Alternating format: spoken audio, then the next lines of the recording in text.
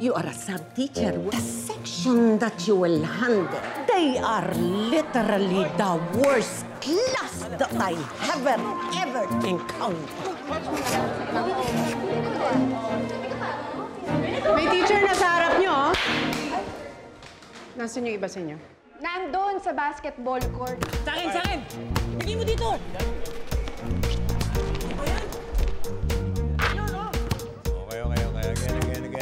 Alam niyo ba ang oras na to ng klase niyo?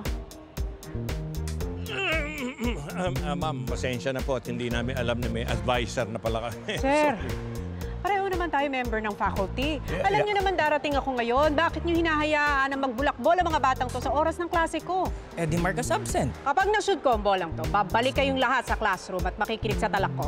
Game? Game. Hindi naman masushoot yung bola na yun. Dapat mag-sorry ka kay ma'am. Kahit pa paano, teacher mo pa rin yun. Bad trip kasi. Epal masyado. Hindi epal ang tawag doon. Concerned lang yun. Excuse me. This is my class. Excuse me also, ma'am. I am a student here. Well, you're late. Late? No, ma'am. I'm not late. I'm alive. Very much alive. Late is the late Elvis Presley.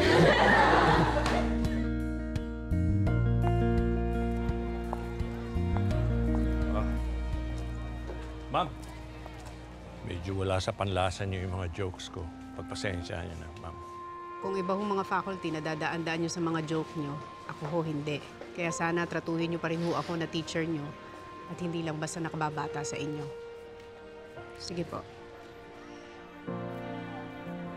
Naging estudyante mo ba si Mr. Bienes? Si Mang Sol, student yan dito. 19-something, panahon pa ng gera yata. We only have one goal. Ay ang makagraduate kayong lahat next semester. Kayo pala tutor ng mga bata. Hindi ko naman maikakaila. Bukod sa parang barkada ko yung mga yan, parang mga anak ko na rin yan eh. Emma, ang laki ng nagawa mo sa pagbabago ng takbo ng buhay ng mga estudyante. Kailangan ka ng mga bata at yung mga bata pang darating. Long time in a first time. Parang baliktad. First time in a long time. Yan. Na hindi ako magpapasko mag-isa. Dahil nandito kayo.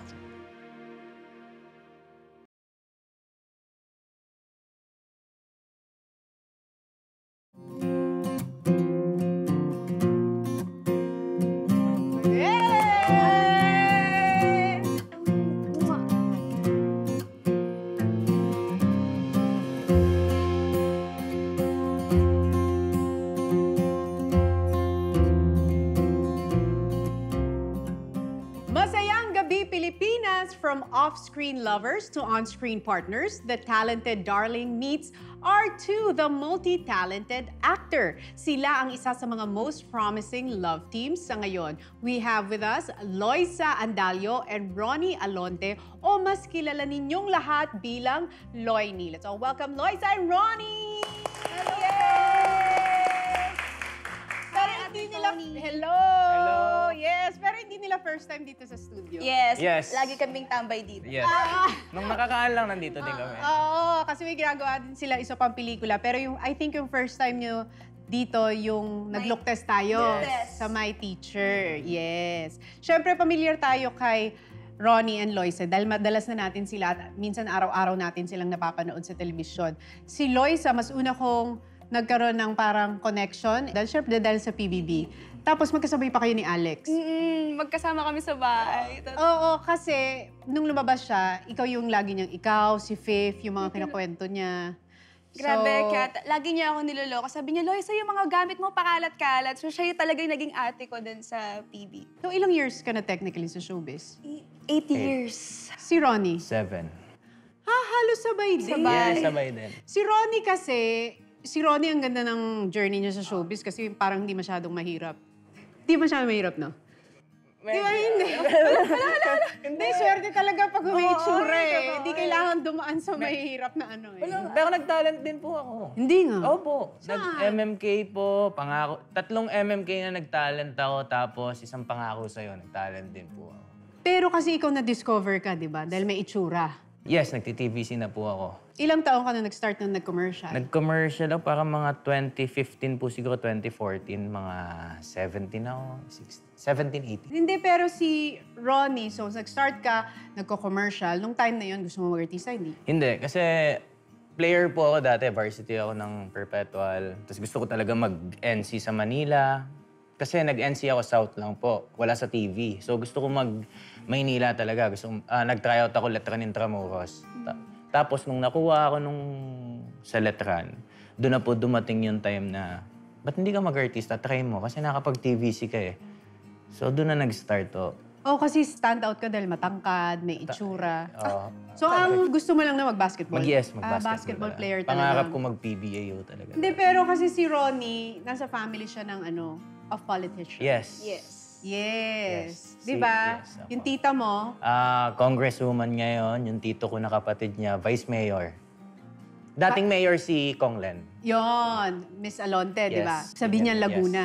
Pero hindi ka ba na-groom ng mga kamag-anak mo, like yung parents mo na, baka pwede ka rin pumunta sa public service sa politics? Before po ako mag-showbiz, tinry ko pong mag-SK chairman dati. Hindi nga. Oo, yung time na nag-SK po ako, ongoing na, nangangampanya na kami. Yun po yung time na naudlot.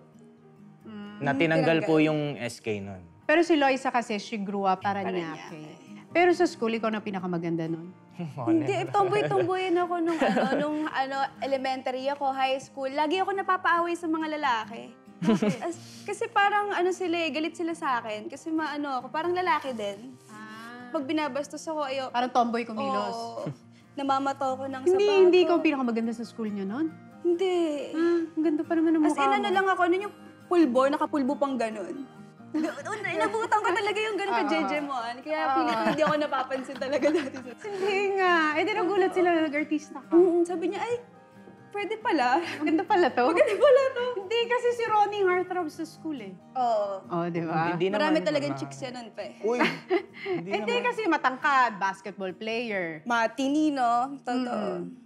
Lapitin. Lapitin. Pero hindi ako babayero naman, siyempre. Pero ikaw, Loisa, kung siya dream niya maging basketball player, ikaw, ang dream mo nung bata? Mag-artista talaga. As in, wala akong naiisip na ano kaya magiging trabaho ko. As in, gusto kong mag-artista kasi mahilig ako manood ng TV, napapanood ko kayo, yung pag-aarte nyo, yung bilang artista na parang, ito yung gusto ko paglaki.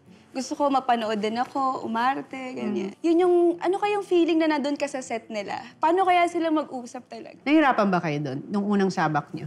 Sobra po. Opo, ako po nahirapan. Kasi pumasok po ako, nag-start ako sa showbiz, dancer talaga sa hashtags. Tapos po, biglang nabunot ako na magpelikula, magganito, magganyan.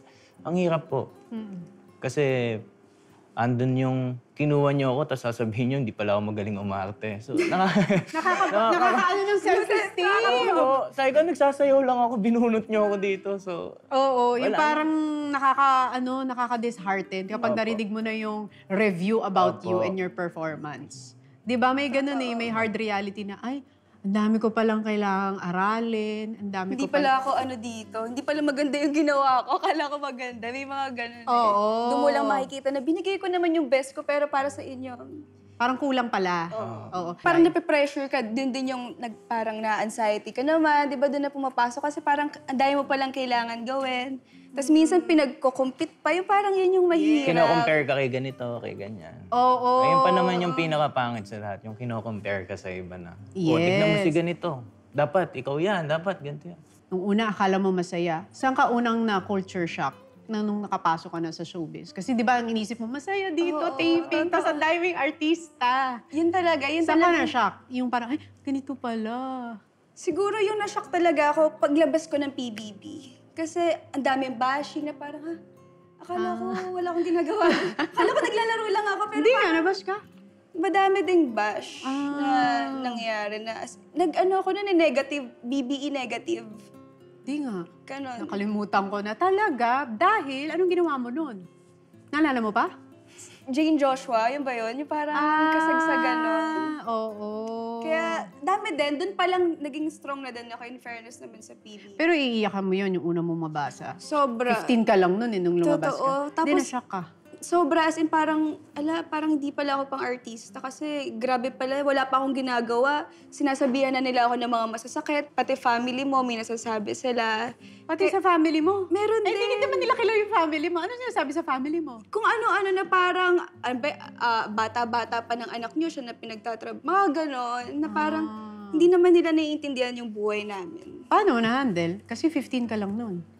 Yung mga tao sa paligid ko, yung parents ko, sinasabi na, wag mo nang pansinin kasi hindi mo naman sila kilala, hindi ka naman nila kilala personally. So- Kaya feeling mo na dati, ay, ang pangit ko ba? Ang taba-taba ko talaga. Yung ganun kasi, ang taba mo, baboy ka. Yung mga ganyan yung bash sa akin talaga dati. Hindi nga. Totoo. Tapos, Ginanong hindi ka ka. naliligo. Ginaganon nila ako sa, Saan mo nababasa yung Twitter? sa Twitter. Buti, tinutuloy mo pa rin magbasa. Ngayon nung hindi na, nung mga time na parang sinabihan na ako na huwag ka na lang magbasa. Kasi parang feeling ko, ayoko lumabas, nakakatakot, baka mamay batuhin ako, sabunutan ako, yung ganon. Parang nakaka-depress. Opo. Naranasan mo yun? Nabash? Opo, ayun nga po, sa pag-acting, sa pagkaganito. Hindi nga, ginaganon ka. Opo, kasi po, Saan diba, din yun? Sa mga Twitter, social media? yes, social media na parang, si Ronnie, kinuha nyo, itsura, fans lang, pero walang acting. So, ganun lang ho sinasabi sa akin na para. Tapos, kinokontrol nila ako sa mga, kung ano talaga dapat hindi ganun. Dapat medyo magpakaano ka, kasi leading man ka eh, ganyan-ganyan. So, dapat yung outfit mo, pananalita mo, maayos, the way. Di ka dapat kumakain Pinapalitan na yung image mo. Hindi ka dapat kumakain sa Tapsilugan. Ba't ka kumakain dyan? Dapat hindi. Mag-resto ka. So yung mga ganun no, na parang, si Ronnie, jologs naman na itong taong to. Bukod sa ganito na, ganyan-ganyan. Yun, dun po. Hindi, kasi di ba, kakaganon. Tapos may imbibe mo na, oo nga, artista ako. Artista ako, yes. Ganun po nung una eh. Oo nga, artista ako, so dapat ganito na ako. Totoo. So, hindi ka na masyadong magiging natural sa sarili mo. Yes. Mawawala na yung ikaw. Opo. Kaya di ba for a time sinabi mo lumaki yung ulo mo? Yes. Lumaki talaga yung ulo ko noon na parang feeling ko. Ganun po talaga siyempre pagbaguhan tapos nabigyan ka ng break, nakilala ka ng tao, yung mga fans nandyan. So, kinalaki ho ng ulo ko yun na parang minsan nakakalimutan ko na yung mga kaibigan ko sa non-showbiz talaga, na totoo kong kaibigan. Kasi gusto ko makipaghalubilo sa mga artista. Ang artista ako eh. Starstruck pa no? Ito, tropa ko Chill tayo artista dyan eh. sa labas. So, Ako din, ganyan. ganun din ako ng bata. Pero ate, nung pagtagal-tagal, hindi pala ako yun. Sabi ko, parang hindi ako to kasi hindi naman ako ganito eh. Hindi na ako makain sa mga ganito. Kasi pinagbabawalan ako. Kaya after nun, nung na-realize ko yun, bumalik ako sa Binyan, nakipag-ano ulit ako sa mga kaibigan ko. Doon na ulit nabalik, ma'am, na parang ako na to talaga. Kasalupa ka na ulit, tumapa ka na sa hanggang ngayon, gano'n na ulit, ma'am. Kaya ganito ako magsalita ulit. Pero ang ganda Ganito. kasi, sabihin niyang ka pa rin umuwi. Yes, hanggang ngayon. Pero kailan kayo nagkakilala? Na-meet ko na siya dati, hindi pa ako artista eh. Kalalabas niya lang ng PBB. Nag-workshop kami sa Star Magic. Sa Star Magic. Pero hindi ko na naalala yun dati. Yung nagkita kami sa workshop. Sabi ko sa Pinaalala ko lang sa kanya. Hindi mo siya napansin noon nung Hindi, workshop? hindi ko pa naalala.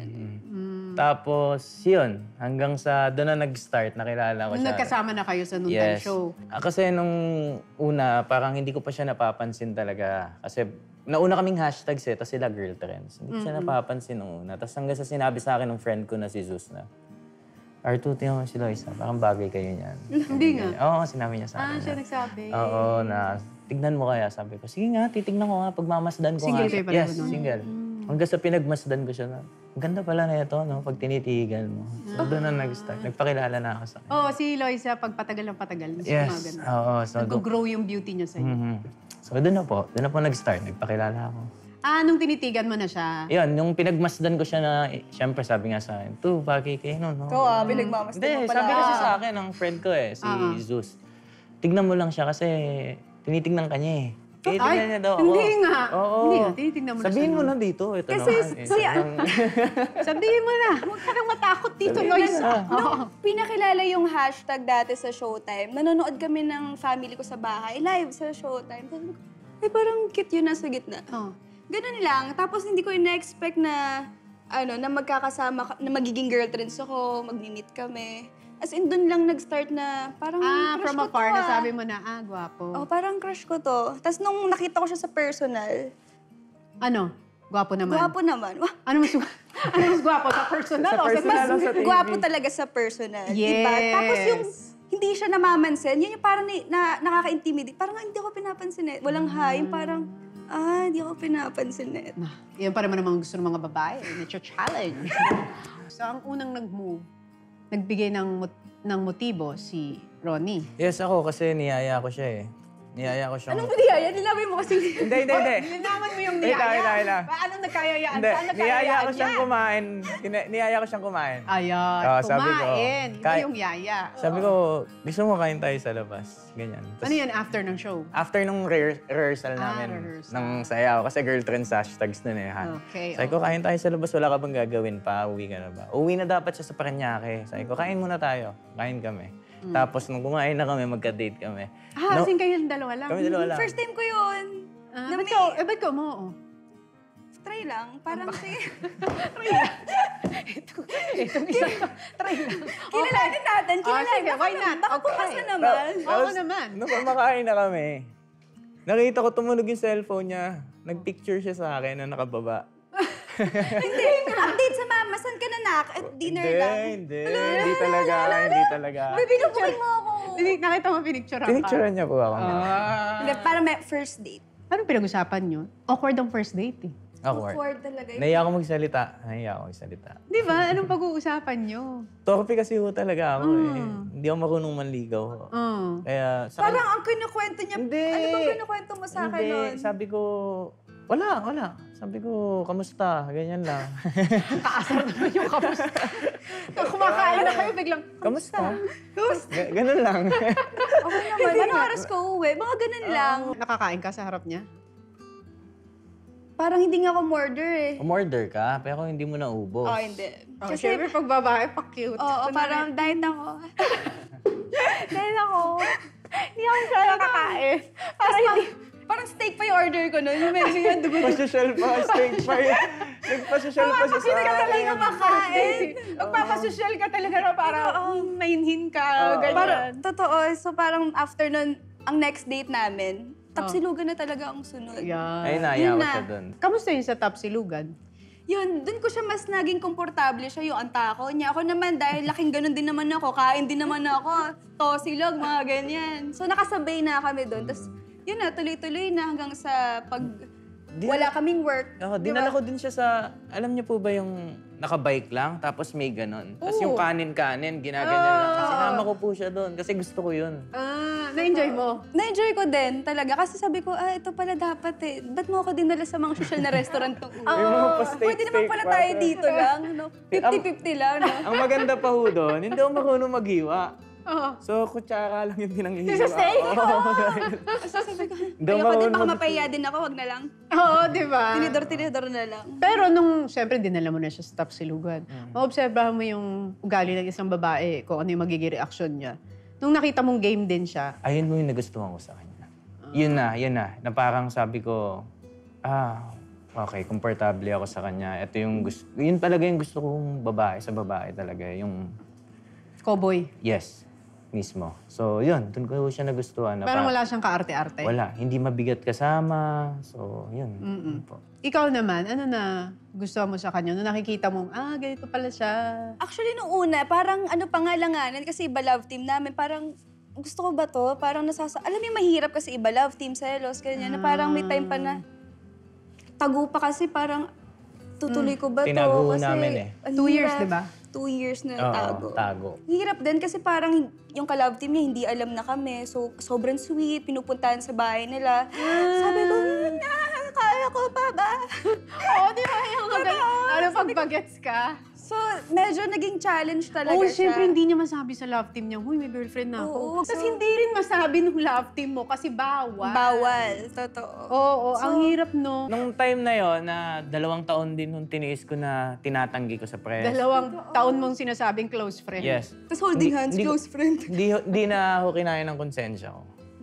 Na kahit magalit sila sa akin, kahit ano sabihin nila sa akin, aaminin ko na. Kumbaga, kung tanggapin man ng mga tao yung relasyon namin o hindi, at least naging totoo tayo sa relasyon namin. Sinabi na namin. Uy, masarap sa feeling ng babae yun, na inamin ka. Nakahinga ka na, at least okay na. At saka, wala nang, kasi may mga issue na hindi naman ikaw ang girlfriend kasi ganito, ganyan. Pero at least nung simula nun, inamin na, naging panatag yung loob mo talaga. So after, paano nyo naman na-handle yung public opinion about your relationship? Naging madali kasi natanggap ng mga tao din na natuwa sila na oo nga, wala namang masama sa pakikipagrelasyon, basta alam naman nila yung tama at mali. Na-bless kami lalo. Mas maganda yung tinakbo nung karera namin. So mas minahal kayo, mas dumami yung blessing. Opo. Yun ang paano nyo na-handle. Yung kayo in real life, tapos kayo pa ang love team sa trabaho. Kami, pagmamalaki yun namin na wala naging problema sa amin yung mga production tungkol sa mga away-away na pagsaset. Kasi kami, bago kami magtrabaho, lagi namin sinasabi, pag nag-away tayo, huwag tayong lalabas nang hindi tayo okay. Laging okay at okay tayo pag lalabas para wala maging problema sa amin. So yun po, naging magaang sa amin. Sa lahat na naging work namin, never po kami nagka-problema na naging. Takes a lot of maturity sa relationship, ah. Si Ronnie din kasi yung parang naging tatay, best friend talaga din. Tsaka yun yung reason kung bakit kami strong pa ngayon. Yun, yung mga naging pagsubok namin dati. So paano kayo nag-move on doon sa pagsubok na yan? Pero naghiwalay tayo. Naghiwalay kami. Mga 1 week. Tapos yung 1 week na yun, 1 week straight ako sa bar. Totoo. Kahit Monday, Tuesday, Wednesday, Araw-araw Thursday, siya Friday sa bar talaga. Tapos ako, araw-araw nag-iiyak. 1 week akong walang kain, walang ligo. As in, nagtitaping ako, hindi ako naliligo. Ito naman! Ganun ka Grabe ka naman, Loisa, ang magluksa! Parang pinamatay naman, Loisa. Talagang pati pagligo, kinalimutan mo na. As in, Di ganun. ka, nagtitaping ka, di ka nalili. Ang init sa taping, ah. Ganun ka na. Loisa, ano ba yun? As in, parang, alam mo, Kinalimutan mo na yung sarili mo. Tapos nag-shooting ako. Ang kasama ko nun si Ate Alex, si Kuya Fif. Direct FIFA, ginagawa nila yung nakalimutan ko ng kalimutan. Kunento ko yung nangyari, ganyan. Sabi niya sa akin, habulin mo lang ng habulin si Rolly. Sabi, Ate Alex! Si Ate Alex nagsabi, habulin mo lang ng habulin. Sinabi niya dati rin? Oo, sabi niya, habulin mo lang ng habulin hanggang sa mapagod ka. Pag hindi ka na niya pinansin, wala na. Pero pag hinabol mo ng hinabol, bigay mo lahat. Tapos ang ginawa ko nga, Nakakaasar naman itong advice ni Kate. So sinuyo ka talaga? Yes. Tapos, hindi ko talaga siya inaano. Sabi ko, bigyan mo muna ako ng time. Wow. No. Bigyan mo muna ako ng time. Talaga namang as a sweet girl ka. Bigyan mo muna ako ng time. Tapos, hindi, ayun nga po. Parang nagwalwal ako nung time. 1 week straight. Pero wala naman ako napala. Parang after kung mag-inom mo, masaya ka nung gabi, kinabukasan, lugmo ka na naman ulit. Pero napagtanto ko po na baka tinapik lang ako. Lahat tayo nagkakamali. Sobrang pasasalamat ko din sa mga kaibigan ko na hindi nila ako hindi sila nang husga, naging balance sila. Kinausap nila ako ng maayos hanggang sa ako na mismo yung bumalik sa kanya mismo na, be, pasensya na. Hindi dahil hinahabol ka niya? Hindi dahil hinahabol niya ako. Kasi nung time na... Hindi nag-work yung paghabol ayun, Ate mo. Alex, mali. Hindi naman, hindi nag-work. Si Ronnie pa rin ang... Ako pa din yung lumapit talaga. Oo, kasi ganun talaga. Ang lalaki pa rin ang... Hindi naman porket Ngayon ko lala. lang nalaman, nakala ko nag-work siya. Hindi pala. Hindi na. Ngayon ko lang na-confirm, hindi pala. Depende sa senaryo, sa pinagdaanan, at saka kung Mismo. ano yung gravity ng sitwasyon. Mismo. So, hinabol mo na siya kasi... Yun, naisip ko po na tao lang din ako, nagkakamali. Tao lang din siya na nagkakamali. Hindi naman porket lalaki ako na... Kasi may kasabihan tayo, kasi lalaki kami eh. Kayo babae, magkaiba tayo. Pero hindi, parehas lang din tayo nasasaktan. So naisip ko yun. Hanggang sa...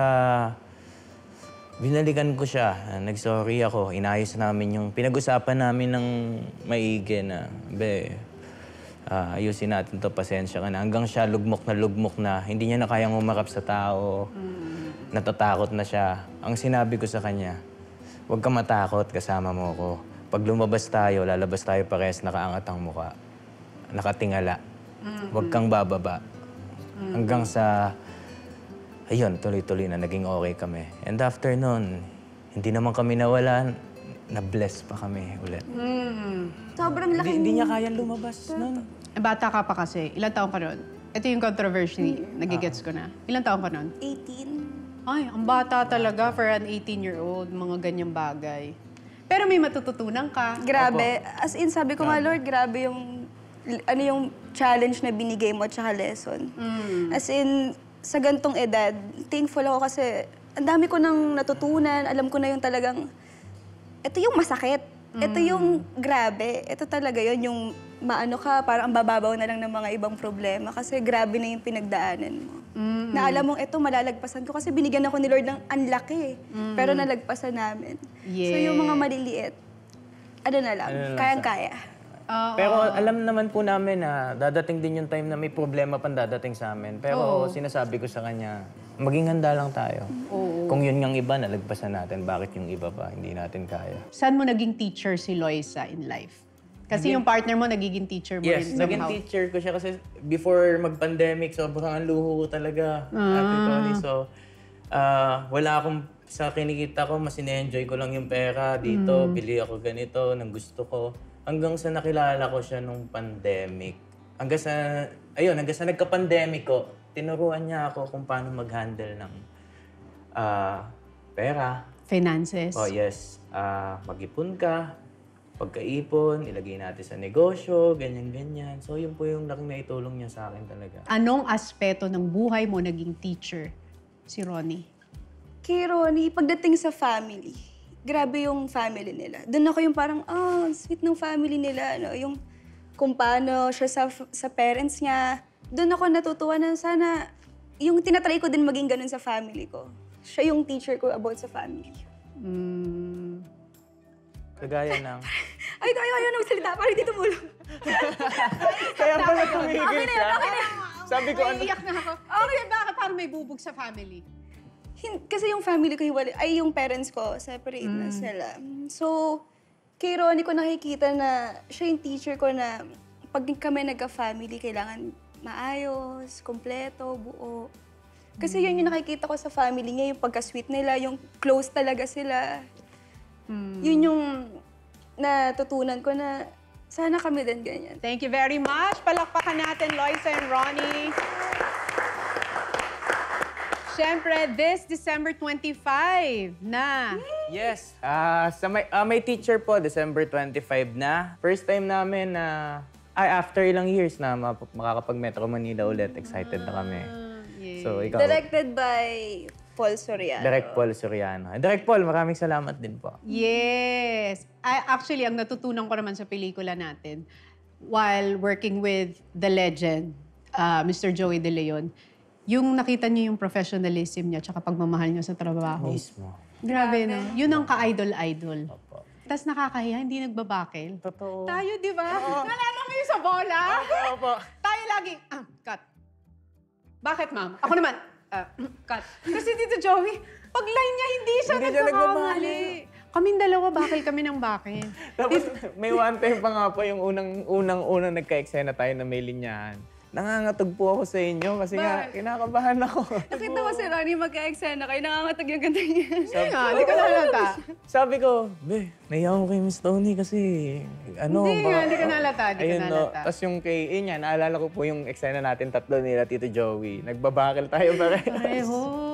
Nakakahiya. Alam nyo, yung movie namin, dapat lalagyan natin ng bloopers, pero parang nakakahiya kasi tayo lang ang may bloopers. Totoo, si Tito Joey wala. Tito Joey.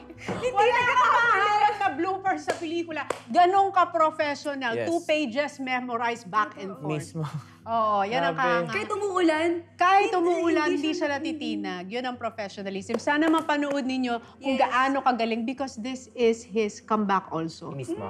For like, how many years? Hindi na rin siya nagpipelikula. Tagal, opo. Kaya sobrang honored natin and grateful natin na kahit paano naka-work natin siya. Opo. Marami tayong natutunan sa kanya, hindi ba? Kaya po sa December 25, under Tin Canon 1017, My Teacher, kasama po namin si Ronnie and Loisa. Maraming salamat po. Suportahan natin ang pelikulang Pilipino ngayong Pasko. Yes. Thank you, Ronnie and Loisa! Salamat po. Masayang gabi sa inyong lahat. Thank you!